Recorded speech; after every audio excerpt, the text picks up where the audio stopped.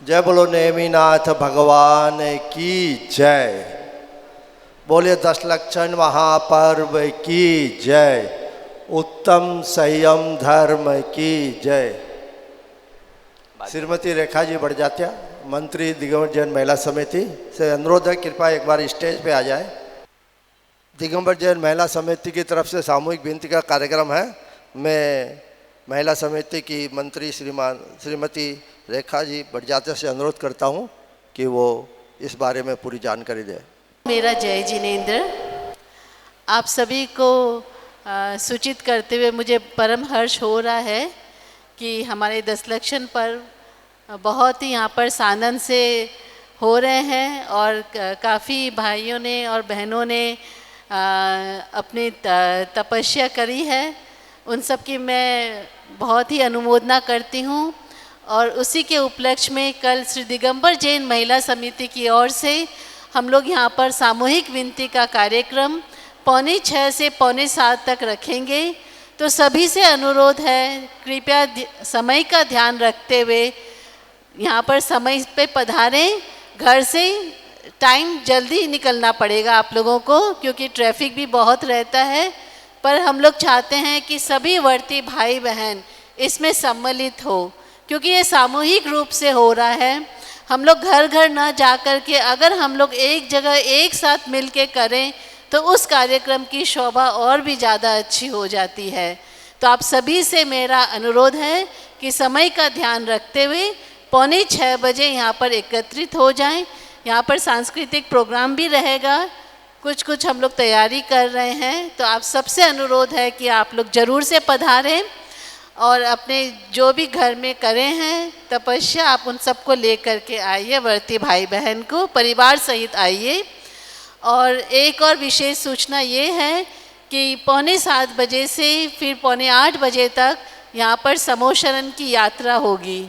जैसे उसकी पूरी जानकारी तो भैया जी आपको देंगे, पर एक विशेष कार्यक्रम कल यहाँ पर हो रहा है, तो आप लोग सब उसका भी आनंद लीजिए। आप लोग को सबको बहुत अच्छा लगेगा। तो हमारे दोनों कार्यक्रम कल यहाँ पर है और उसके बाद तप धर्म के ऊपर में प्रवचन होगा। तो आगे की जानकारी समोशरण की यात्रा के बारे में आपको भैया जी देंगे। धन्यवाद। धन्यवाद रेखा जी। जैसा कि रेखा जी ने कहा कि कल 6:45 से 6:45 तक श्री दिगंबर जैन महिला समिति के द्वारा यहाँ सामूहिक विनती का कार्यक्रम रखा गया है। आप सभी से अनुरोध है कि आप परिवार में इन्फॉर्म कर दें और उस सामूहिक विनती में ज़रूर से सम्मिलित हो। सामूहिक विनती के पश्चात हमारे भैया जी के द्वारा आपको समोशरण का ध्यान कराया जाएगा। बहुत ही सुंदर भैया जी समोशरण का ध्यान करवाते हैं, तो आप ज़रूर उसमें आए। उसके बाद उत्तम तप धर्म की चर्चा की जाएगी। कल बेसिक ऑफ जैनिज्म जो कार्यक्रम हम करते हैं वो कल नहीं होगा, क्योंकि कल सामूहिक विनती का कार्यक्रम है, तो बेसिक ऑफ जैनिज्म का कार्यक्रम नहीं होगा। तो आपको ज़रूर से आना है। महिला समिति के द्वारा प्राय सभी बच्चियों को फ़ोन किया गया है, फिर भी कुछ एक का फ़ोन रह गया है। तो सभी से अनुरोध है कि कल के ज़रूर सामूहिक विनती में कार्यक्रम में सम्मिलित होवे। सभी को सुगंध दशमी की हार्दिक शुभकामनाएँ। हम नेमिनाथ प्रभु से यही प्रार्थना करते हैं कि हम सबके दुष्कर्मों का नाश करें और धूप की तरह हम सबके जीवन भी सुगंधित से भर जाए। इसी भावना के साथ बोलिए सुगंध दशमी पर्व की जय। और महानुभाव, पिछले 6 दिनों से अपनी प्रभावी वाणी एवं हृदयग्राही शब्दों से जिनवाणी के अमृत का जो रसपान जन जन को कराया है, उसके लिए डॉक्टर किरण प्रकाश जी शास्त्री जी की जितनी प्रशंसा की जाए उतनी ही कम है। पूजा कराते समय आपकी विषय प्रस्तुति की शैली एवं शास्त्रों के ज्ञान से हम सब अभिभूत हैं। और आज प्रातः पूजा के समय जयमाला के साथ साथ जो समाधि मरण का पाठ करवाया, वैसा आज तक हमने नहीं सुना। वास्तव में आपने अपने जीवन को सार्थक करते हुए माँ जिनवानी को समर्पित कर दिया है। ऐसी भैया जी के लिए मैं 2 लाइन बोलना चाहूँगा। लेना जन्म उन्हीं का सार्थक, दुनिया के अंदर आकर के चमक दिखाकर सूरज किरणें सी जाते यश फैला करके बहुत समय के बाद ऐसी हस्तियाँ इस धरा पे आती है जिनके ज्ञान और वाणी के आगे ये दुनिया शीश झुकाती है, ये दुनिया शीश झुकाती है। बोलिए दशलक्षण पर्व की जय, उत्तम संयम धर्म की जय। मेरा भैया जी से अनुरोध कि उत्तम संयम धर्म के बारे में हमें आज जानकारी दें। ये अपने दोनों हाथ जोड़ लें।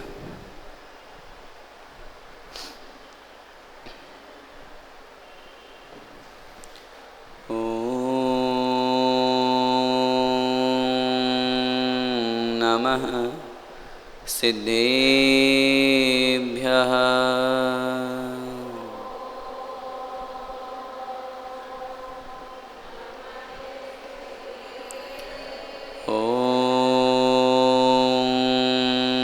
नमः सिद्धेभ्यः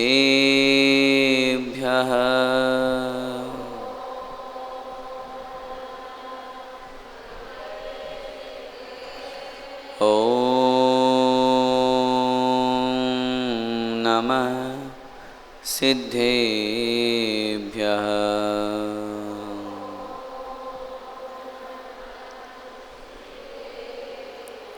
नमो अरिहन्ताणं नमो सिद्धाणं नमो आयर्याणं नमो वज्रायाणं नमो लोये सव्यसाहुणं। मङ्गलं भगवान् वीरो मङ्गलं गौतमो गणी मङ्गलं कुन्दकुन्दार्यो जैनधर्मोऽस्तु मङ्गलं। सर्वमङ्गलमाङ्गल्यं सर्वकल्याणकारकं प्रधानं सर्वधर्माणां जैनं जयतु शासनं जैनं जयतु शासनं जैनं जयतु शासनम्। भवभोगों से होकर विरक्त प्रभु हुए स्वयं तुम आत्ममगन प्रगटा तब केवल ज्ञान सूर्य फिर रहे नहीं विधि के बंधन। तीर्थंकर हो जग त्राण किया तुमने पाया नव अभिनंदन। वृषभादि चतुर्विंशति जिनवर आदर्श रहो मेरे प्रतिक्षण। वृषभादि चतुर्विंशति जिनवर शत शत प्रणाम शत शत वंदन। शत शत प्रणाम शत शत वंदन। अनंत अनंत सिद्ध परमेष्ठी भगवान की, आदिम तीर्थंकर बड़े बाबा श्री आदिनाथ भगवान की, मूल नायक श्री गिरिराट नेमिनाथ भगवान की, द्वादशांग में जिनवाणी माता की, चारित्र चक्रवर्ती 108 श्री शांति सागर जी महामुनिराज की, बोले संत शिरोमणि आचार्य भगवंत 108 श्री विद्यासागर जी महामुनिराज की, बोले अभिनवाचार्य श्री समय सागर जी महाराज की, बोले परम पूज्य गुरुदेव निर्यापक श्रमण मुनिपुंगव श्री सुधा सागर जी महाराज की, 28 द्वीपस्थ समस्त महामुनिराजों की, 10 लक्षण महापर्व की, उत्तम संयम धर्म की जय।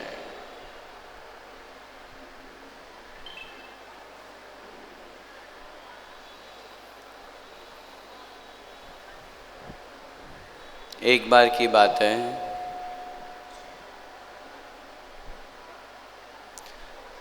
एक राजा था।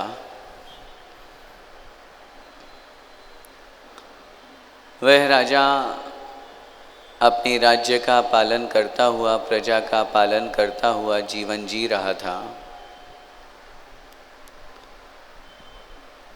जैसा राजा का स्वरूप नीति न्याय शास्त्रों में लिखा गया है,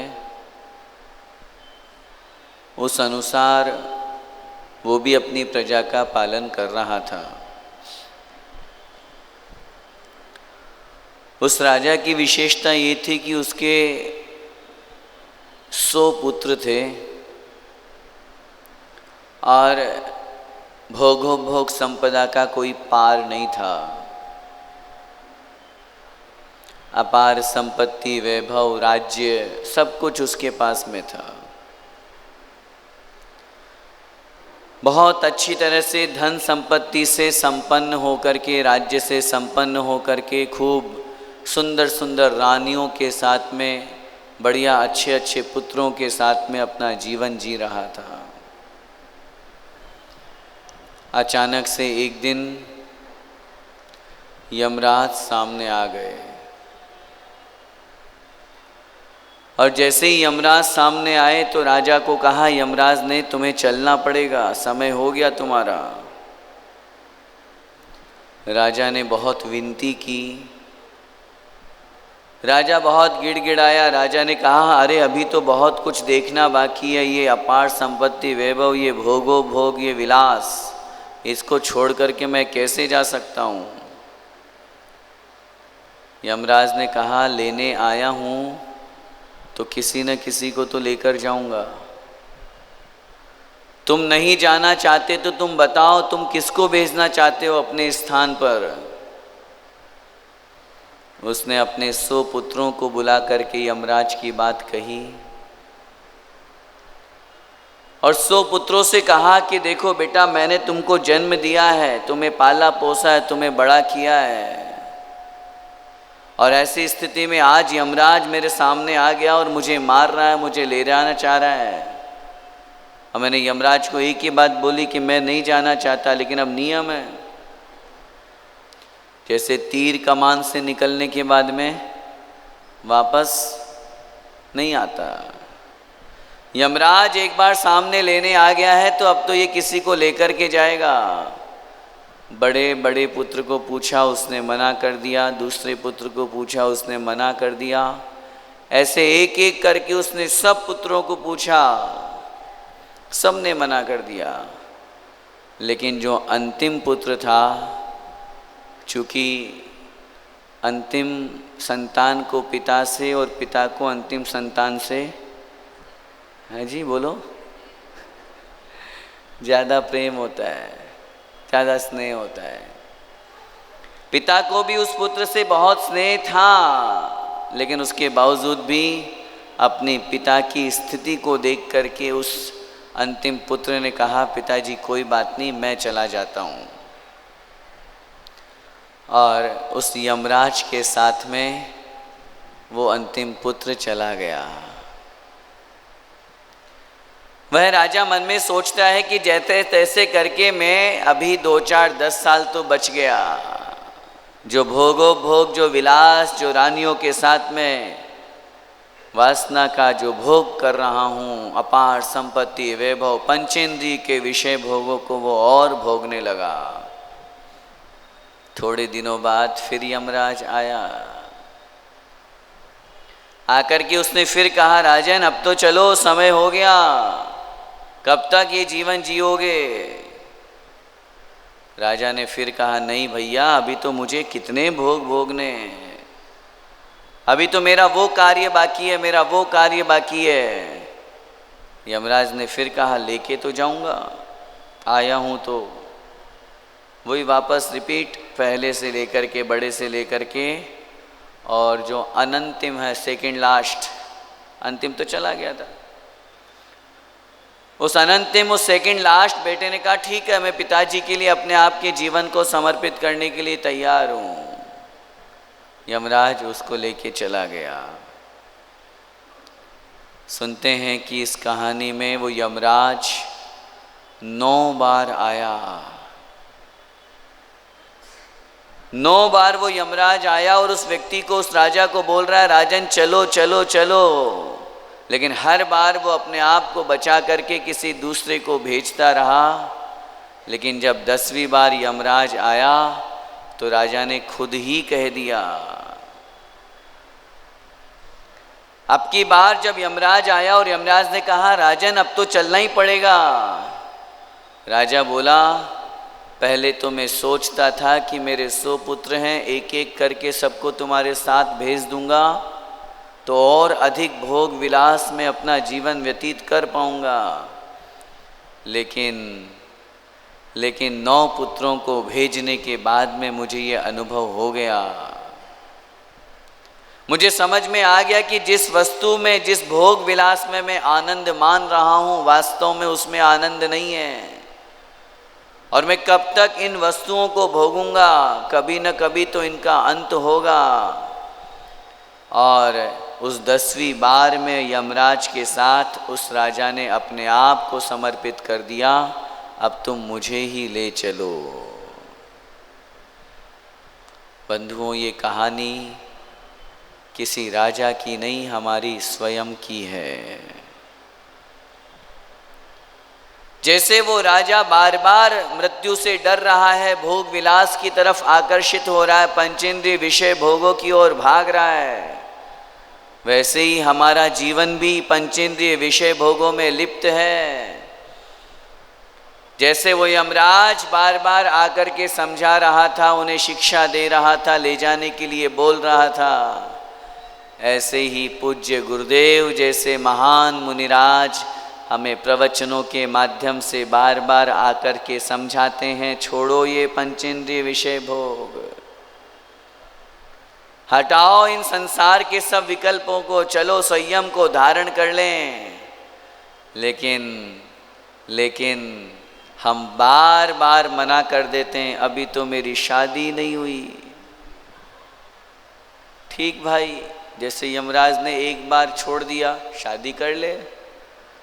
अब शादी होने के बाद आ गया फिर से 1-2 साल 3 साल बाद में, फिर क्या बोला हमने, अभी तो मेरे बच्चे ही नहीं हुए। फिर चलो ठीक है भाई, बच्चे कर लो 2-3 साल बाद में, फिर अभी तो एक ही हुआ, एक और करना, फैमिली कंप्लीट करनी है। चलो फिर, अरे अभी तो बड़े होंगे, इनकी शादी नहीं करूँगा क्या? ठीक भाई, इनकी शादी भी कर लो।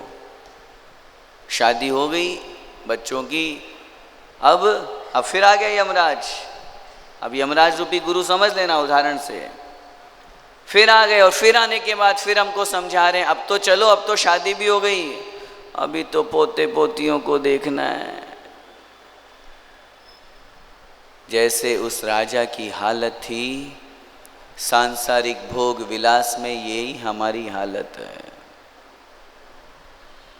आज उत्तम संयम धर्म का दिन है। हमारे जीवन में यदि संयम नहीं है तो हमारा जीवन बेकार है, और पंचेंद्रिय के विषय भोगों से मुझे तृप्ति मिल जाएगी, मैं कभी यहाँ से निकल पाऊंगा, ये बहुत बड़ी भूल है साथियों। जिस समय हमारे मन में कोई नियम लेने का भाव आए, जिस समय हमारे मन में कोई संकल्पबद्ध होने का परिणाम आए, जिस समय कोई वस्तु त्याग करने का मन में आए, सोचना मत कि कल करूंगा, आज अभी तुरंत उसी समय। पूरे चारों गतियों में एकमात्र मनुष्य पर्याय है जो संकल्प पूर्वक किसी नियम को, संयम को धारण करती है। सम्यक प्रकारेण यम नियम पालनम नाम संयम है। अच्छी प्रकार से यम और नियम के पालन का नाम है संयम धर्म।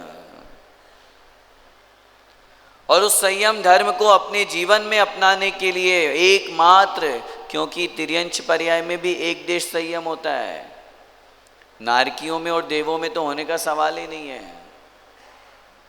इसीलिए हम भक्ति भावनाओं में पढ़ते हैं, नर काया को सुरपति तरसे सो दुर्लभ प्राणी। ये मनुष्य पर्याय हमको प्राप्त हुई है।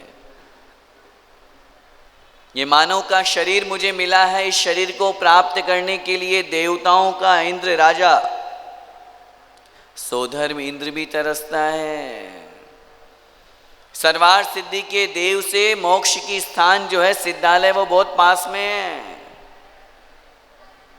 जो लोग स्वाध्याय करते हैं उनको पता होगा, चित्र जो देखते हैं 3 लोग का, उस सिद्धालय की दूरी सर्वार्थ सिद्धि से बहुत थोड़ी है, लेकिन फिर भी मोक्ष जाने के लिए उस सर्वार्थ सिद्धि के देव को पहले मनुष्य बनना पड़ता है। मानव शरीर धारण करना पड़ेगा, क्योंकि एकमात्र मानव ऐसा जीव है इस संसार में जो संयम के माध्यम से अपने आप को मोक्ष मार्ग पर लगा सकता है। अभी वीरेंद्र भाई जी बोल रहे थे ना, आज सुगंध दशमी है। हम धूप खेने की हमारी परंपरा है। आप लोगों ने भी धूप खेई होगी, हमने भी खेई। धूप खेने से चारों ओर बढ़िया सुंदर वातावरण होता है, सुगंध ही सुगंध फैलती है, इसलिए अपन इसको सुगंध दशमी भी कहते हैं, धूप दशमी भी कहते हैं। वो सुगंध जो फैल रही है, जैसे वो धूप हमने अग्नि में डाल करके ये भावना करी कि जैसे भगवान ये धूप जल जल कर धू धू करके नष्ट हो गई, ऐसे ही मेरे कर्म भी नष्ट हो जाए। बस इतना सा तो हमने सीख लिया। अष्टकर्म दहनाय धूपम निर्वपामिति। लेकिन उसकी तरफ एक और दृश्य हमें सामने दिख रहा है कि जैसे ही धूप हमने अग्नि में डाली, चारों ओर बड़ी सुगंध फैल रही है, कपूर की खुशबू आ रही है, जो बहुत अच्छे अच्छे चंदन है उसकी खुशबू आ रही है। बिना खुशबू के धूप खेओगे तो कैसी लगेगी? बोलो, बताओ। जिस धूप में खुशबू नहीं हो या धूप खेओ आप, अग्नि का यूँ मान लो कि लकड़ी का बुरादा, सिंपल लकड़ी, अच्छी लगेगी धूप खेना है? क्या होगा? क्या होगा? आंखें जलेंगी, कालापन हो जाएगा, चारों तरफ इस तरह हो जाएगा कि अपन वहाँ रह ही नहीं पाएंगे। तभी तो अपन कपूर डालते हैं, लौंग डालते हैं, चंदन का कूटा उसमें मिलाते हैं, तभी तो वो सुगंध देता है। बात समझ में आ रही है? बिना सुगंध के धूप यदि हम खेंगे तो जैसे हमें आनंद नहीं आएगा। कभी इस बात पर भी विचार कीजिए। प्रभु के समक्ष हम अष्टकर्म दहनाय धूपम निर्वपामिति तो बोल रहे हैं, और वो धूप वहां दिख रही है कि अग्नि में डालने से नष्ट हो रही है, ऐसे ही मेरे कर्म नष्ट हो जाएं। तो जैसे धूप हमने डाले, चारों तरफ सुगंध फैल गई, ऐसे ही जब तक संयम रूपी सुगंध जीवन में नहीं आएगी, तब तक अष्टकर्म नष्ट होने वाले नहीं हैं। संयम की सुरभि, संयम की सुगंध बहुत जरूरी है। मैं फिर रिपीट कर रहा हूँ, बिना सुगंध के धूप खेते हो क्या? बोलो ना जरा, हैं? खेई आज आपने धूप? सुगंध आई कि नहीं आई? बोलो ना, तेज बोलो। आई। जैसे सुगंध से हमारा वो पूरा वातावरण महक गया, वैसे ही हमारा जीवन तब महकेगा जब हम अपने जीवन में संयम रूपी सुगंध को लेकर के आएंगे। आज उत्तम संयम धर्म का दिन है। संयम धर्म की परिभाषा आचार्यों ने कही है, 2 प्रकार का संयम हुआ करता है, इंद्रिय संयम और प्राणी संयम। जहाँ 5 इंद्रिय और मन को बिल्कुल वश में किया जाता है, कंट्रोल किया जाता है, उसका नाम है इंद्रिय संयम। और जहाँ षटकाय के जीवों की विराधना नहीं होती, स्पर्शन इंद्रिय से संबंधित 5 जो भेद बताए गए हैं, पृथ्वी का एक, जल का एक, अग्नि का एक, वायु का एक, वनस्पति का एक और त्रस का एक, सब जीव आ गए इसमें। इन जीवों की विराधना नहीं करना, इन जीवों की हिंसा नहीं करना, इन जीवों को नहीं सताना, नहीं कष्ट देना, इसका नाम है संयम धर्म। बहुत क्लियर अगर इस पॉइंट पर अपन बात करें तो संयम का पालन सिर्फ और सिर्फ मुनिराज करते हैं। सिर्फ माता जी भी नहीं कर पाती। आरिका माता जी भी पूर्ण संयम का पालन नहीं कर सकती। 6 प्रकार का इंद्रिय संयम, 6 प्रकार का प्राणी संयम, 12 प्रकार के संयम में जिनके पास में वस्त्र हैं, चाहे वो आरिका माता जी हों, चाहे क्षुल्लक जी हों, एल्लक जी हों, चाहे प्रतिमाधारी कोई हो, उनके एक देश संयम है, 5वां गुण स्थान। और इन 12 प्रकार के संयम में सिर्फ और सिर्फ उनके त्रस हिंसा का त्याग हुआ है, स्थावर जीवों की हिंसा का त्याग नहीं हुआ। तो 5 प्रकार के प्राणी संयम में माइनस पॉइंट आ गया, और इधर इंद्रिय संयम, जब तक कपड़ा है 5 इंद्रिय मन वश में नहीं हो सकते। इसका मतलब वस्त्रधारी के 12 प्रकार के संयम में से केवल एक संयम है और 11 प्रकार का असंयम है। अच्छी तरह से समझिएगा सिद्धांत की भाषा। पूर्ण रूप से संयम का पालन, पूरे 12 प्रकार के संयम का पालन यदि कहीं पर हुआ करता है तो उसका नाम है दिगंबर मुनि अवस्था, बस, और नहीं हो सकता। हम और आप पूर्ण रूप से नहीं कर सकते। पूर्ण रूप से करने के लिए कपड़े उतारना पड़ेगा, दिगंबर मुनि बनना पड़ेगा। लेकिन धन्य है वे दिगंबर मुनि महाराज जो संयम का पालन करते हैं। विचार करो, दुनिया के ऊपर आश्चर्य करो। आज हम पंचम काल में जी रहे हैं, थोड़ा बहुत हमें धर्म पे श्रद्धान है, चाहे वो लॉजिकल बात करो, चाहे बिना लॉजिकल शास्त्र के एक श्रद्धान के भाव के साथ में बचपन से जो संस्कार जुड़े उस अपेक्षा से हमें श्रद्धान है। लेकिन उस श्रद्धान के साथ साथ जब त्याग की बात आती है, जब नियम संयम की बात आती है, तो हम अपने आप को दूर कर लेते हैं, हम अपने आप को भगाते हैं। अरे नहीं, मेरे से तो नहीं होता, मैं नहीं कर पाऊंगा। धन्य है वे मुनिराज, धन्य है वे संयमी जिन्होंने अपने घर गृहस्थी को छोड़ करके 5 इंद्रियों और मन को वश में करके हमेशा हमेशा के लिए आजीवन संयम को धारण कर लिया, दिगंबर वेश धारण कर लिया। एक बार पूज्य आचार्य श्री से किसी ने पूछा, महाराज इस दुनिया में सबसे बड़ा आश्चर्य क्या है? ध्यान से सुनना। एक बार किसी ने आचार्य श्री से पूछा, महाराज इस दुनिया में सबसे बड़ा आश्चर्य क्या है? आचार्य श्री बोले, पंचम काल चल रहा है, साक्षात तीर्थंकर नहीं है। पंचम काल चल रहा है, कोई रिद्धिधारी मुनिराज नहीं है। पंचम काल चल रहा है, कोई अवधि ज्ञानी मने परिज्ञानी नहीं है। पंचम काल चल रहा है, साक्षात कुछ नहीं दिख रहा कि किसी को मोक्ष हो रहा है। इस पंचम काल में भी, 21वीं सदी में भी पाश्चात्य संस्कृति इतनी हावी होने के बावजूद भी अगर मात्र और मात्र गुरु के वचनों पर श्रद्धान करके आगम के अनुसार चर्या करने की भावना रखने से अगर कोई अपना सब कुछ छोड़ करके दिगंबर मुनि बन रहा है, तो इससे बड़ा आश्चर्य और दुनिया में क्या होगा। हमसे एक चीज नहीं छोड़ी जाती। ईमानदारी की बात करो, अपने अपने मन को टटोलो। हमसे एक चीज नहीं छोड़ी जाती, एक वस्तु जो हमारे पास में है, मेरे परिग्रह के रूप में, भले मेरे उपयोग में नहीं आ रही है। टटोलो अपने अपने मन को, ईमानदारी से बोल रहा हूँ, सही कह रहा हूँ, बोलो ना। जो वस्तु मेरे पास में है, जो मेरे उपयोग में ही नहीं आ रही, वो मुझसे नहीं छोड़ी जा रही है। और जहां दुनिया में इतना बड़ा आश्चर्य, और किसके बलबूते पर निकले बताओ, बताओ किसके कहने पर? सिर्फ मुनि महाराज, आचार्य भगवंत, गुरु के उपदेश पर। क्या पता वो मोक्ष मार्ग है या नहीं? बोलो ना, बोलते जाओ। गारंटी है क्या? किसने देखा कि नग्न दिगंबर मोक्ष मार्ग पर चलने से मोक्ष हो जाता? देखने की बात कर रहा हूँ, श्रद्धान अपनी जगह है, मैं अभी उस पॉइंट पर आ रहा हूँ। श्रद्धान शास्त्रों के अनुसार है, श्रद्धान अपने गुरु के ऊपर है। लेकिन साक्षात जैसे हम कहीं पर भी जाते हैं, हम 50 बार अपने श्रद्धान, अपने विश्वास और सामने वाले से पूछ, भाई देख सब सही तो है ना, सब ठीक तो है ना? बोलो, किसी से बिजनेस डील करते हो, किसी से बातचीत करते हो तो कितनी पहचान करते हो? बोलो ना, अरे बोलते जाओ।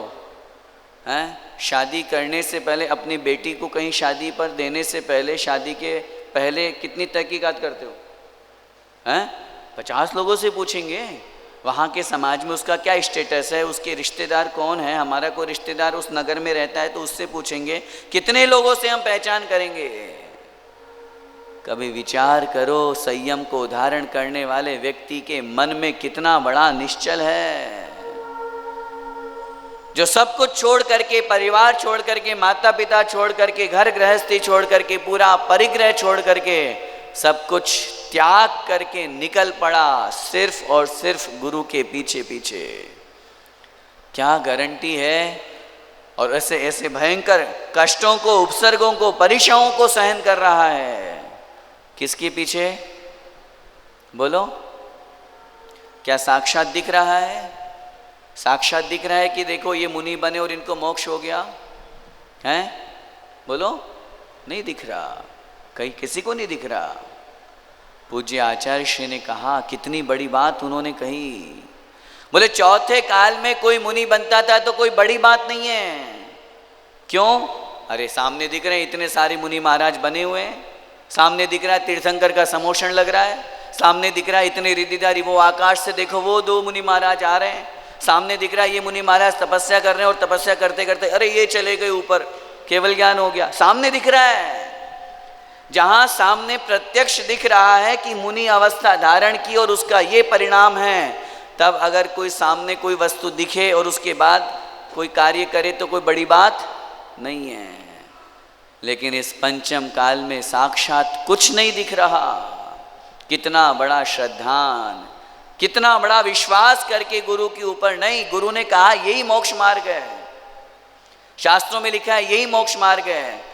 भले ही सर्दी गर्मी बरसात सब कुछ सहन करना पड़ रहा है, एक समय भोजन मिलेगा उसकी भी कोई गारंटी नहीं है। अंतराय बालचंद्र जी आ गए तो वो भी छोड़ना पड़ेगा और पैदल विहार करना है। कितना ही कुछ भी कर लो, इतना सब कुछ कष्टों को सहन अगर कोई कर रहा है तो इससे बड़ा आश्चर्य दुनिया में और क्या होगा।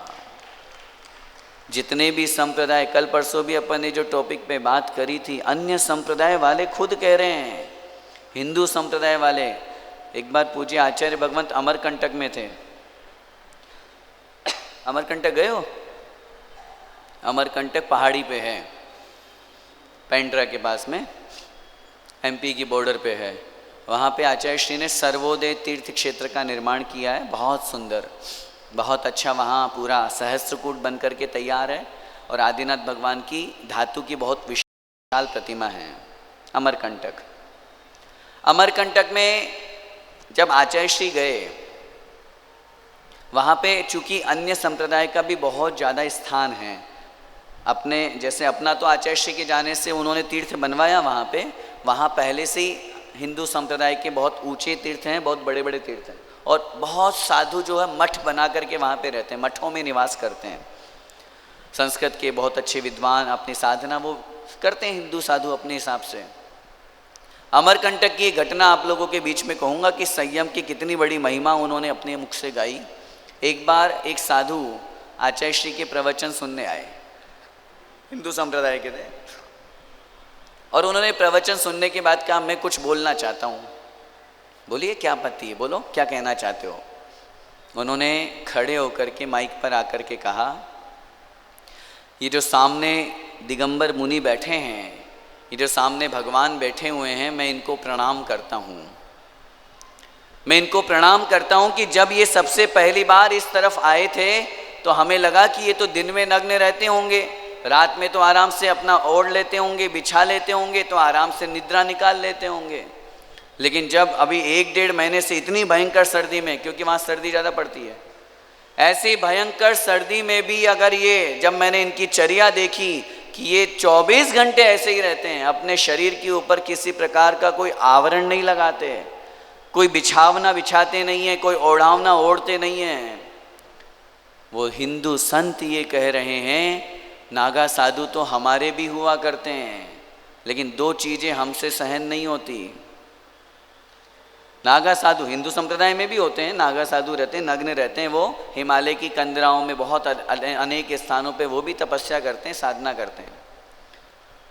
वो हिंदू संप्रदाय के संत कह रहे हैं सब कुछ हम सहन कर लेंगे, 2 चीज़ें हमसे सहन नहीं होती। सबसे पहला है केश लोच करना, बोले कैसे संभव है, कैसे हो पाता है? अपने हाथों से बालों को खींच रहे हैं, और बालों में तो ठीक है, दाढ़ी मूछ में तो नानी याद आ जाए, नानी क्या परनानी याद आ जाए, कितना कष्ट होता है। आप लोग, अपन लोगों ने कभी अनुभव नहीं किया इन चीज़ों का, कभी करके देखना। एक आध बाल तोड़ के देखो, है तोड़ो तोड़ो, कोशिश करो, उसमें क्या, आज संयम के दिन केश लॉस हो जाएगा क्या है? एक दो बाल तोड़ के देखोगे तो अपने आप में समझ में आएगा। अब आप बोलोगे एक एक दो दो में तो चलो ज़्यादा नहीं होगा, लो मैं तोड़ देता हूँ, लो। अब एक में तो नहीं हुआ, अब एक एक थोड़ी तोड़ने के लिए बैठे रहोगे, सुबह से शाम हो जाएगी, कम से कम 5 7 10 बाल तो हाथ में आते हैं। जब आचार्य श्री ने दीक्षा से पूर्व पहला केशलोच किया था, पहले और भी किए, दीक्षा से पूर्व, क्योंकि आचार्य श्री को अगर आप कभी फोटो में देखोगे, पहले ब्रह्मचारी अवस्था में बड़े घने घने बाल थे उनके, बड़ी सुंदर, बिल्कुल मुख मुद्रा, बिल्कुल गोरे झक और बड़े लंबे लंबे बाल। अब जब उन्होंने वो केशलोच किया, उनके खून निकल आया, वो मांस, जो अपन बाल खींचते हैं तो हल्का सा मांस निकल आता है, वैसा जगह जगह से।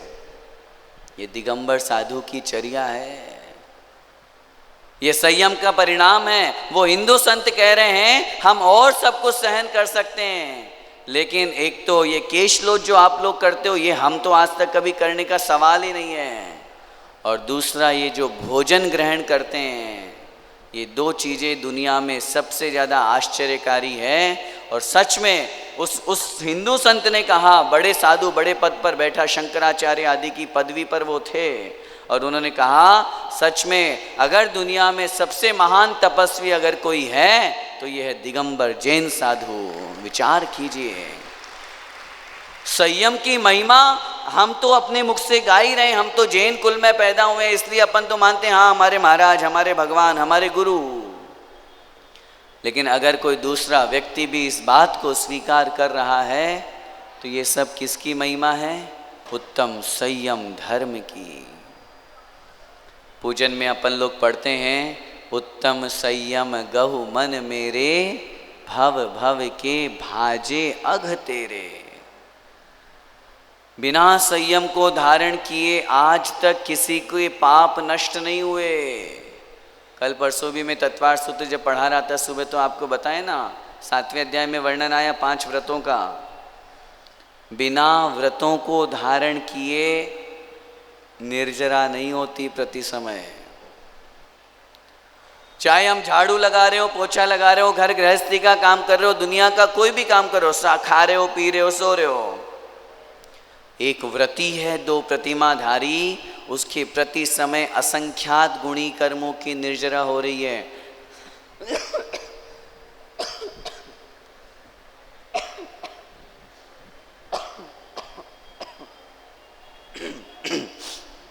उसके असंख्यात गुणी कर्मों की निर्जरा हो रही है।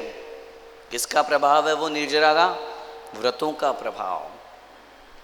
बिना व्रतों के, बिना संयम के निर्जरा नहीं होती।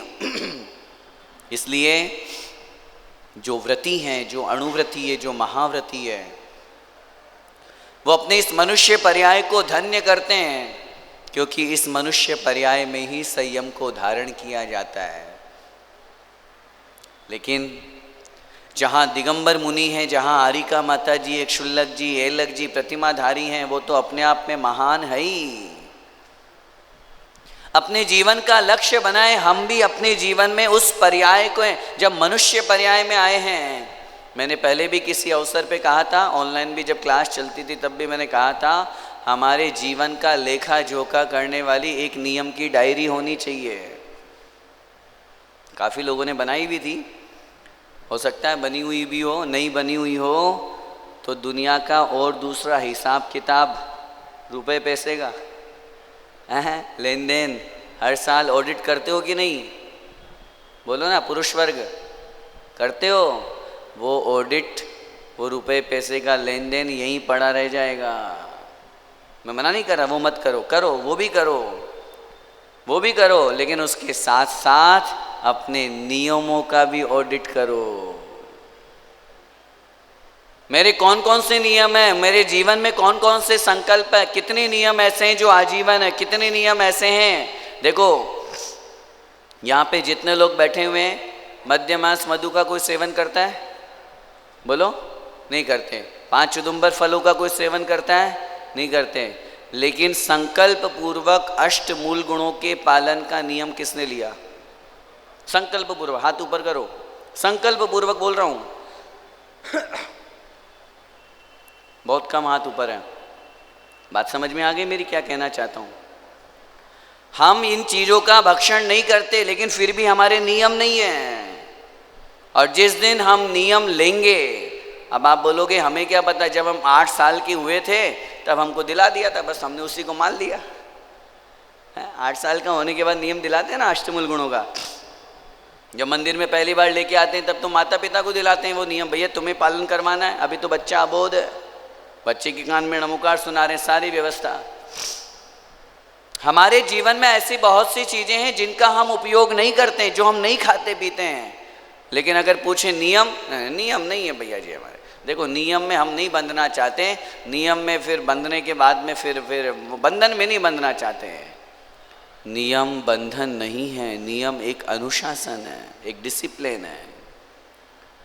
नियम हमारा एक डिसिप्लिन है, अनुशासन है। जैसे आप कहीं पर जा रहे हो, एक छोटा सा उदाहरण सामने दे देता हूँ। बताओ, गेट नंबर 3, गेट नंबर 4, बोलो, बंद होता है? परेशान होता है वो? बोलो ना, होते हो ना परेशान? गेट नंबर 3, जब गेट नंबर 4 शाम को बंद हो जाता है और गेट नंबर 3, सही बोल रहा हूँ, जब सुबह बंद हो जाता है तो परेशान होते हो कि नहीं?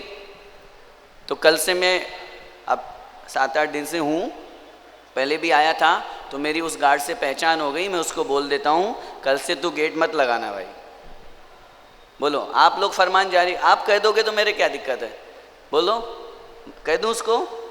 बोले बिल्कुल 24 घंटे गेट खुला रहेगा। बोलो, कोई दिक्कत है? कह दूँ उसको?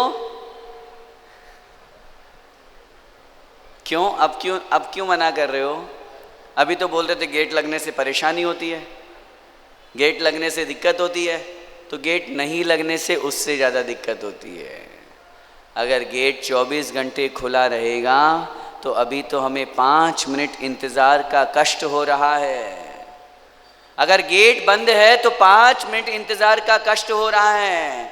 लेकिन यदि गेट खुला रहेगा तो कदाचित ऐसा भी हो सकता है कि हम अपने जीवन से हाथ धो दे दें, हमारा मरण हो जाएगा। कौन रुकने वाला है बताओ? गेट जब खुला रहता है तो कौन रुकता है? और उधर से ट्रेन आई तो वो कितनी सीटी बजा रही हो, कितनी हॉर्न दे रही हो, जिसको जल्दी है वो कोशिश करेगा निकल जाऊंगा मैं तो एक बार में, और वो निकलते निकलते रख गया, अटक गया तो मरण को प्राप्त हो जाएगा। इस छोटे से उदाहरण से समझ जाइए कि जीवन में जैसे वो गेट जरूरी है, क्यों? क्योंकि अनुशासन है, वो डिसिप्लिन है, वो बंधन नहीं है। आप उसको बंधन मानते हो, अब उस बात को समझ लो। उस गार्ड को धन्यवाद दो, उस रेलवे को धन्यवाद दो कि वो मेरे जीवन को बचा रही है, मुझे डिसिप्लिन में लेकर के आ रही है। अगर मैं वो गेट खुला हुआ होगा तो मैं जाने अनजाने में अगर चला जाऊंगा तो कदाचित मेरा मरण भी हो सकता है। अरे धन्यवाद दो उसको कि वो मुझे जीवन जीने के लिए दे रहा है, मरण से बचा रहा है। ये है अनुशासन, बंधन नहीं है ये। नियम को जिस दिन हमने बंधन रूप में मान लिया उसी दिन से हमारा कबाड़ा हो गया। उसको एक डिसिप्लिन समझो। जैसे उस डिसिप्लिन के माध्यम से हम व्यवस्थित होकर के अपना जीवन जीते हैं। गाड़ी चलाते हो, गाड़ी में बैठते हो, बोलो सीट बेल्ट?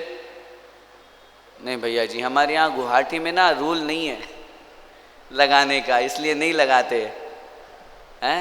अच्छा, फ्लाइट में तो रूल है, वहाँ तो लगाते हो, क्यों? क्यों? वहाँ भी बंधन महसूस हो रहा है। अरे यार बांध दिया, सीट बेल्ट बांध दिया, कमर की पेटी बांध करके कस के पकड़ करके बैठ जाओ, मरेंगे तो इसी के अंदर, कूद भी नहीं सकते। लेकिन नहीं, फिर रिपीट करूँगा बात को। थोड़ी देर के लिए हमको वो बंधन महसूस होता है, लेकिन उसके ऊपर चिंतन करो, उसके ऊपर विचार करो कि वो जो बनाया गया है वो हमारे जीवन की सुरक्षा के लिए बनाया है, हमारे जीवन को अच्छा बनाने के लिए बनाया है, अनुशासन पालन करने के लिए बनाया है। दुनिया के सारे ट्रैफिक रूल्स, जितने भी सिग्नल होते हैं, जितने भी लाइट्स होती है, हम अगर चौराहे पर खड़े होकर के बोले नहीं मुझे जाना है, मुझे जाना है, बताओ कौन रुकने वाला है? बत्ती होती है ना चौराहे पे, 1 मिनट 1.5 मिनट की बत्ती से अपन को लगता है अरे यार अब 1.5 मिनट इंतज़ार करना पड़ेगा, तो ठीक है, तो बत्ती वाले को मना कर देता हूँ, चारों तरफ से आने दो।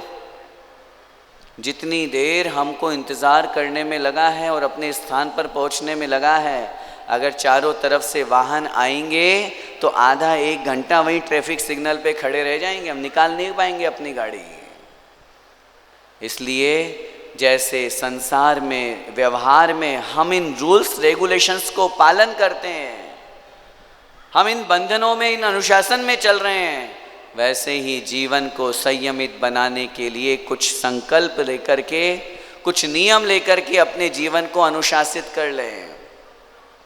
बिना अनुशासन के, बिना डिसिप्लिन के, बिना संकल्प के 24 घंटे हमारा मुख खुला है, जब खाना चाहो सो खा लो, हैं? 24 घंटे हमें जो काम भोग वासना करनी है, पंचेंद्रिय विषय भोग भोगना है, जो करना हो सो कर लो, तो जीवन असंयमित हो जाएगा, अनकंट्रोल में रहेगा। कभी इस बात पर विचार करो, ये छोटे छोटे नियम, रात्रि भोजन का त्याग, रात्रि भोजन का त्याग, आलू प्याज जमीकंद का त्याग, छोटे छोटे नियम, इतने छोटे कि जिसका हम ये, अब जब जो व्यक्ति 10 लक्षण के 10 उपवास कर सकता है, क्या वो आलू प्याज का त्याग नहीं कर सकता? बोलो जरा, हैं? मुझे आज ही पता चला कुछ लोग गुवाहाटी में ऐसे भी हैं, देखो हम तो क्लियर बोलने वाले हैं, हाँ, गुवाहाटी की प्रशंसा भी करते हैं तो गुवाहाटी की जो कमी होती वो भी बोलते हैं। मुझे आज ही पता चला कुछ लोग गुवाहाटी में ऐसे भी हैं जिन्होंने 10 लक्षण के 10 उपवास किए हैं, और 10 उपवास करने के बावजूद भी, बोल दूं, कुछ लोग ऐसे भी हैं जो 10 लक्षण का 10 उपवास करने के बावजूद भी जिनके मद्यपान का त्याग नहीं है, शराब का त्याग नहीं है। सोचो जरा, मैं अपने आप में, आप हिलो या नहीं हिलो, मैं हिल गया जब मैंने ये सुना। क्या बात कर रहे हो, मेरे मुंह से सिर्फ यही क्या बात कर रहे हो भाई, ये शब्द थे मेरे। मैंने कहा क्या शर्म आनी चाहिए। 10 उपवास करके दुनिया के सामने आपने बहुत प्रसिद्धि ले ली, मैंने 10 उपवास कर लिए, मैंने 16 कारण के उपवास कर लिए, वही व्यक्ति ड्रिंक कर रहा है। सोचो तो जरा, शर्म आनी चाहिए। अरे किसने कहा 10 उपवास करने को, क्यों धर्म को बदनाम कर रहे हो? जैन होकर के अगर कोई व्यक्ति, तुम्हें नहीं करना मत करो ना, अपने नाम के आगे से जैन हटा दो, उसके बाद में फिर जो गंदे काम करना हो, जितने पाप करना वो सब करो। जैन होकर के अगर कोई गलत काम करे, और दुनिया में कितनी बड़ी अप्रभावना हो रही है, आप और ज्यादा कुछ संयम नियम ले पाओ या नहीं ले पाओ, कम से कम में बेसिक जो श्रावक के 8 मूल गुण हैं, मैं आपको ये तो नहीं कह रहा कि रोज अभिषेक करो, मैं आपको ये तो नहीं कह रहा कि रोज पूजन करो, मैं आपको ये तो नहीं कह रहा कि श्रावक के 6 आवश्यक का पालन करो, मैं आपको ये तो नहीं कह रहा कि आप कोई बहुत बड़े ज्ञानी बन जाओ, शास्त्रों का स्वाध्याय करो, लेकिन कम से कम अगर हमारे जीवन में 8 मूल गुणों का पालन नहीं है तो क्या है फिर हमारे जीवन में? सोचो तो जरा। और वो भी कोई जनरल व्यक्ति, चलो कोई बात नहीं, कर रहा है तो करे, लेकिन जिसका नाम स्टेज पर लिया जा रहा है, जिसका सम्मान हो रहा है, जिसकी फोटो खींच रही है, उस व्यक्ति के जीवन में अगर इन चीज़ों का त्याग नहीं है तो सिर्फ उसने उपवास, केवल भोजन का त्याग किया है, पाप का त्याग नहीं किया। क्या कर लेगा वो उपवास करके? हाँ, अपना शरीर का वजन घटाना है इसलिए उपवास किया मैंने तो भैया वो तू अन्य दिनों में ही कर ले, क्यों 10 लक्षण को बदनाम कर रहा है? जरा विचार करो इस बात पर, याद करो उस यमपाल चांडाल को। यमपाल चांडाल छोटा सा नियम लिया था केवल कि मैं अष्टमी 14 को किसी को भी फांसी की सजा नहीं दूंगा। जल्लाद था वो, उसका काम था यही। मुनिराज जब मिल गए तो संकल्पबद्ध हो गया। उसने कहा, महाराज से कहा त्याग करो, हिंसा का त्याग करो। उसने कहा महाराज मैं क्या करूं, मेरा नियम ही यही है। पढ़ा है रत्न श्रौकाचार्य में, हैं? एक महान आचार्य, सोचो तो जना, जैसे किन्हीं गुरु के मुख से अपना नाम निकल जाता है प्रवचन के बीच में या कहीं पर भी, तो अपने को कितना अच्छा लगता है, बोलो जरा, हैं? आचार्य श्री अगर किसी का नाम ले दें तो वाह, अरे आज तो पूरे, अरे आज नहीं, मनुष्य पर्याय धन्य हो गई। आचार्य श्री मुझे नाम से जानते हैं, मेरे गुरु मुझे नाम से जानते हैं, आज सबके सामने गुरु ने मुझे अपने नाम से पुकारा, कितना आनंद आएगा। जरा विचार करो, उस यमपाल चांडाल के लिए एक बड़े महान आचार्य समंत भद्र स्वामी अपने श्लोक में जहाँ सम्यक दर्शन, सम्यक ज्ञान और सम्यक चारित्र शाौकाचार लिख रहे हैं, वहाँ उस ग्रंथ में जहाँ भगवान का गुणगान में उनकी लेखनी चलती थी है, जहाँ भगवान की स्तुति में वो अपना गुणगान कर रहे हैं, उस स्थिति में आचार्य समंत भद्र स्वामी महाराज उस यमपाल चांडाल की प्रशंसा कर रहे हैं, प्रशंसा कर रहे हैं। और इतने बड़े महान गुरु के मुख से यमपाल चांडाल का नाम, वो भी प्रशंसा के रूप में, गलत काम में नहीं, अच्छे काम में, शुभ काम में। और उसका एक ही रीजन था, अहिंसा व्रत में प्रसिद्धि। 5 अणुव्रतों में 5 प्रसिद्ध व्यक्तियों के नाम लिखे हैं ना, मातंगो धन देवश्च, आगे करके जो भी श्लोक आता है, यमपाल चांडाल। सोचो, एक छोटा सा नियम था, मुझ अष्टमी चौदस को किसी को फांसी नहीं दूंगा। राजा ने कहा वो सारी कहानी मैं नहीं सुनाऊंगा, देना पड़ेगा, मेरा आदेश है। उसने मना कर दिया, क्योंकि वो राजपुत्र को ही होना था उस दिन, गलत काम उसने नहीं किया था। उसने मना कर दिया, नहीं मेरा नियम है, मेरा संकल्प है। पत्नी लोलुपी थी, लोभी थी, उसने कहा हाँ अंदर ही है वो सारी कहानी। राजा को गुस्सा है, राजा ने कहा ये मेरा आदेश नहीं मान रहा है, एक काम करो, जो अपराधी है उसको और इस यमपाल चांडाल इसको भी उठाओ, दोनों को समुद्र में फेंक दो, काम निपटे। पूरा दुनिया, पूरा इतिहास गवाह है, उस राजपुत्र को, उस अपराधी को जैसे ही समुद्र में फेंका तो उसको तो मगरमच्छ वगैरह सब खा गए, लेकिन उस अहिंसा व्रत के कारण से, उस व्रत की महिमा के कारण से, उस हिंसा के त्याग अन्य दिनों में नहीं किया। देखो सबसे बड़ी बात समझना, उसने महीने में केवल 4 दिन का त्याग किया था, बाकी 26 दिन पूरा अच्छी तरह से खूब मारता, खूब पाप करता, क्योंकि वो उसका कार्य था। लेकिन 4 दिन अष्टमी चौदस को मात्र अहिंसा व्रत का पालन करने के कारण से देवों का सिंहासन कांप गया। एक गलत व्यक्ति जो सही है उसको गलत ठहराया जा रहा है। कानून में एक बहुत बड़ा एक वाक्य लिखा हुआ है, 100 बेगुनाह बच जाए तो कोई बात नहीं, 100 गुनहगार बच जाए तो कोई बात नहीं, लेकिन एक बेगुनाह को सजा नहीं होनी चाहिए। ये नियम है, आप पढ़ लेना। देवों का सिंहासन कांप गया। क्या बात कर रहे हो, ये व्यक्ति ये तो अहिंसा का पालन कर रहा है, राजा जोर जबरदस्ती कर रहा है, इसको मारने के लिए कह रहा है, और ये मना कर दिया, नहीं मुझे कोई लोभ लालच नहीं चाहिए, मैं तो जो संकल्प लिया है, जो नियम लिया है, मुझे तो वो निभाना है। और तुरंत जैसे ही उसको समुद्र में फेंका, देवों ने सिंहासन की रचना कर दी और उसके जीवन को बचा लिया। देव जय जयकार कर रहे हैं उसका। किसकी महिमा है?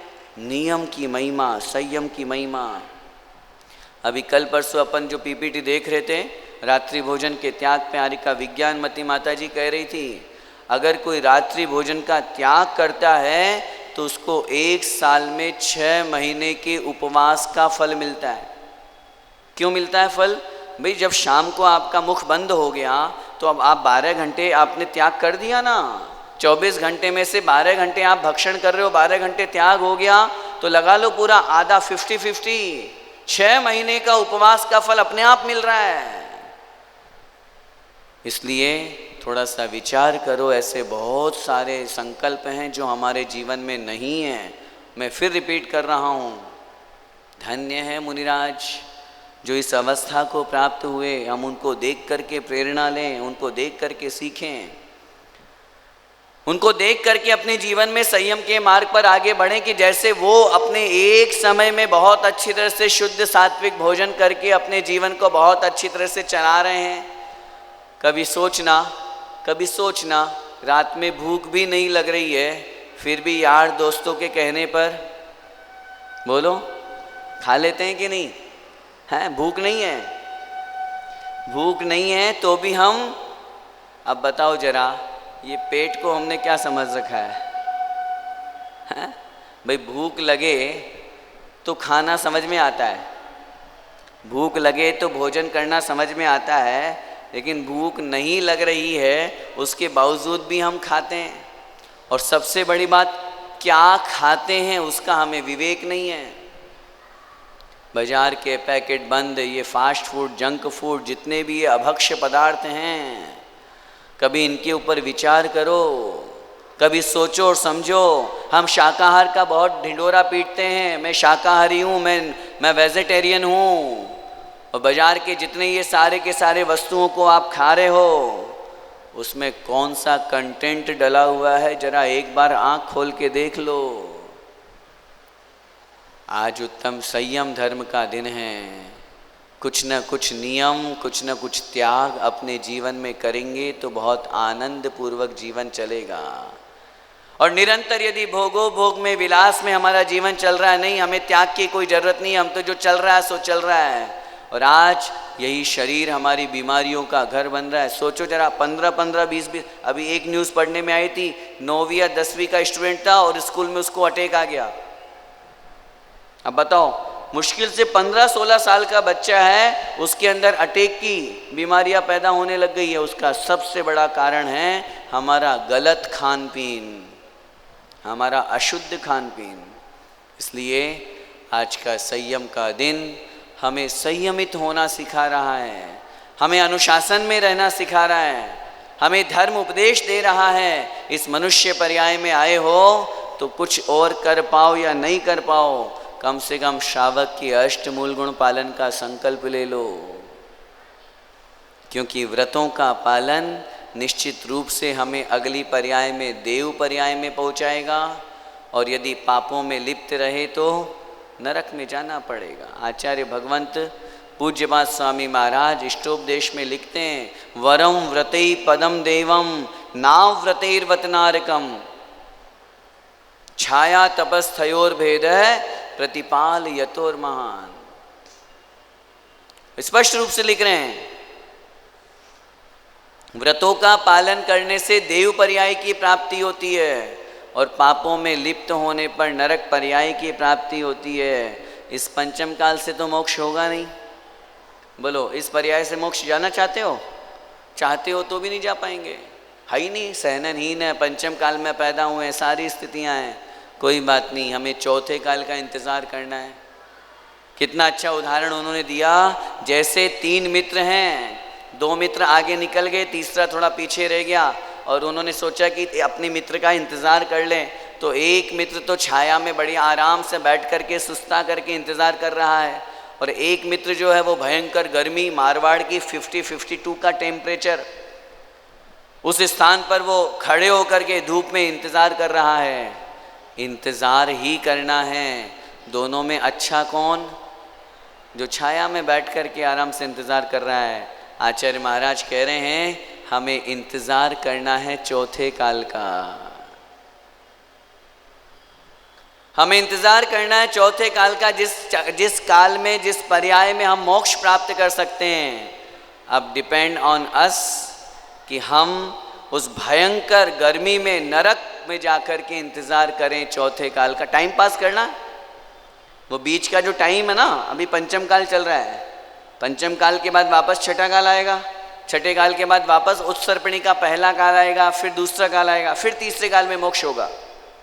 उत्सर्पणी के तीसरे में और अवसर्पणी के चौथे में, भरत और ऐरावत में, या फिर यहाँ से सीधा विदेश क्षेत्र जाओ, वहाँ व्यवस्था बन सकती है।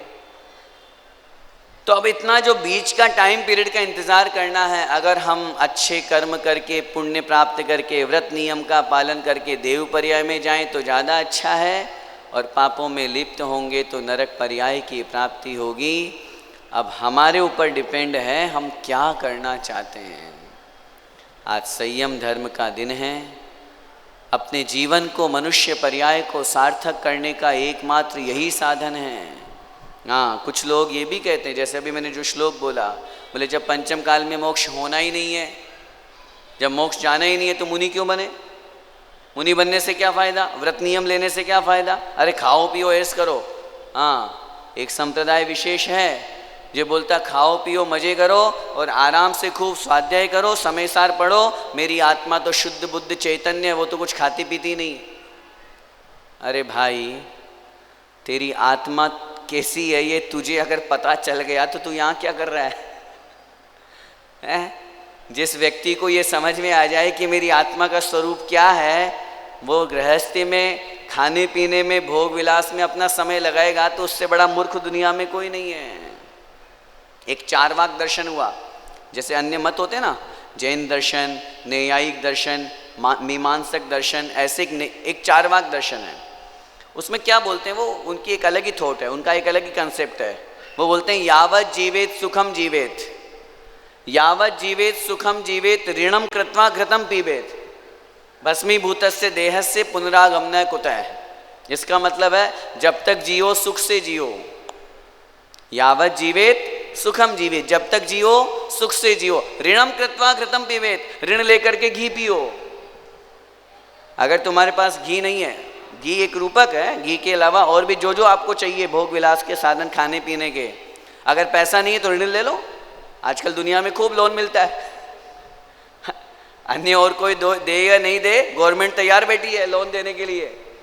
ऋणम कृत्वा घृतम पीबेत, ऋण लेकर के घी पियो, भस्मीभूतस्य देहस्य पुनरागमनः कुतः। जब ये शरीर भस्मीभूत हो जाएगा, हम मरण को प्राप्त हो जाएंगे, तो वापस कब आएंगे? अब बताओ, इस तरह की थोट वाले अगर दुनिया में इंसान हो जाए कि खाओ पियो ऐश करो, क्या 4 दिन की जिंदगी मिली है और उसमें त्याग तपस्या की बात करते हो? बोलते हैं ना ऐसा कितने लोगों के मुंह से। जो यूथ है, न्यू जनरेशन है, वो आजकल इस थॉट पे चलती है। ये थॉट और कोई नहीं है, वो जो चारवाक दर्शन है, वो चारवाक दर्शन का झूठा खाया है एकांत मत वालों ने, वो वहीं से कंसेप्ट ले लिया उन्होंने। इसलिए स्वाध्याय की तो बात करेंगे, समय सार पढ़ने की तो बात करेंगे, अध्यात्म की तो बात करेंगे, लेकिन त्याग तपस्या की बात नहीं हो रहा, और हमसे नहीं होता। अनचना बिस्लेरी का पानी पी रहे हैं, बाजार की वस्तुएं खा रहे हैं, सब कर रहे हैं, त्याग तपस्या हमसे नहीं होती। क्यों? त्याग से क्या होता है? एक द्रव्य दूसरे द्रव्य का कुछ नहीं करता। अरे मूर्खानंद, ये सोचो जरा, अगर एक बार मुनि अवस्था धारण कर ली, आचार्यों ने शास्त्रों में लिखा है, अधिक से अधिक 32 बार मुनि अवस्था धारण होती है, उसके बाद मोक्ष होता ही होता है, नियम है। एक बार पूज्य गुरुदेव से किसी ने प्रश्न किया, महाराज जब इस भव से आपको मोक्ष नहीं होना तो आप मुनि क्यों बने? तो उन्होंने उत्तर दिया, मैं इसलिए मुनि बना, क्या पता ये मेरा 31वां भव हो। पॉजिटिव देखना, समझदारी देखना, क्या पता पिछले भव में मैं 30 बार मुनि बन गया, ये मेरा 31वां भव हो, और अगर मैं इस भव में मुनि नहीं बनता तो क्या पता मुझे वापस और संसार में कितने भव लेने पड़ते। क्या पता ये मेरे मनुष्य पर्याय का 31वां भव हो, इसमें मैं मुनि बन गया, अभी मोक्ष भले नहीं जा सकता, लेकिन अगले भव में 32वां भव अधिकतम मुनि का हुआ करता है, उसमें मैं नियम से मोक्ष चला जाऊंगा। ये एक बहुत बड़ी फिलोसॉफी है, बहुत बड़ा दर्शन है, और बहुत स्पष्ट कहना चाहूँगा, भले ही वर्तमान में मोक्ष नहीं है, लेकिन मोक्ष मार्ग तो है। बोलो, भले ही वर्तमान में मोक्ष नहीं है, लेकिन मोक्ष मार्ग तो है, और यदि मार्ग पर चले हैं, रास्ते पर चले हैं, तो आज नहीं तो कल मोक्ष रूपी मंजिल मिलेगी मिलेगी। और रास्ते पर चलो ही नहीं, घर पे बैठे बैठे सोच लो मैं तो शिखर जी जाना चाहता हूँ, जाना चाहता हूँ, जाना चाहता हूँ। सोचने से क्या होगा भाई? ट्रेन का टिकट ले, फ्लाइट का टिकट ले और जाओ शिखर जी। पहुँचोगे या नहीं पहुँचोगे, लेकिन टिकट तो लो, बैठना तो शुरू करो। यही कंसेप्ट लेकर के समय बहुत हो रहा है, आगे का भी कार्यक्रम है, बस इतना सा अपन अपने जीवन को समझें। आज उत्तम संयम धर्म है, कुछ न कुछ नियम, कुछ न कुछ संकल्प अपने जीवन में लें, ताकि हमारा जीवन बहुत अच्छा बने। जिन्होंने संयम को धारण किया है, महान तपस्वी मुनि महाराज संयमित होते हैं, अपने जीवन को उनका लक्ष्य बना करके, उनको आदर्श बना करके मुझे उनके जैसा बनना है, ऐसे परिणाम करके हम अपने जीवन में संयम धर्म को अंगीकार करें। इसी मंगलमय भावना के साथ बोले उत्तम संयम धर्म की जय।